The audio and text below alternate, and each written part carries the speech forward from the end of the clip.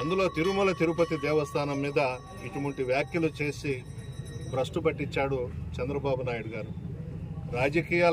రాజకీయాలుగానే చేయాలి.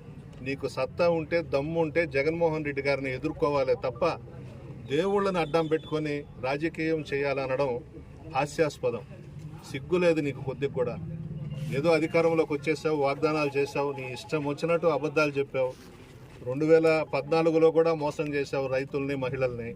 మరలా ఇప్పుడు కూడా నిన్ను నమ్మారు రాష్ట్ర ప్రజలు ఓట్లేశారో లేకపోతే ఈవీఎంలు నిన్ను సీఎం చేశారో అర్థం కాని పరిస్థితి. ఇప్పుడు ఎక్కడ పట్టినా రాష్ట్రంలో, దేశంలో చర్చ ఏంటంటే ఈవీఎంలతో చంద్రబాబు నాయుడు ముఖ్యమంత్రి అయినాడనే చర్చ కూడా జరుగుతూ ఉంది. అది భగవంతుడికి తెలియాలి. నువ్వేం చేశావో, ఏ విధంగా ముఖ్యమంత్రి అయినావో అనేది ప్రజలు కూడా చర్చించుకుంటున్నారు. అందులో తిరుమల తిరుపతి దేవస్థానం మీద ఇటువంటి వ్యాఖ్యలు చేసి భ్రష్టు పట్టించాడు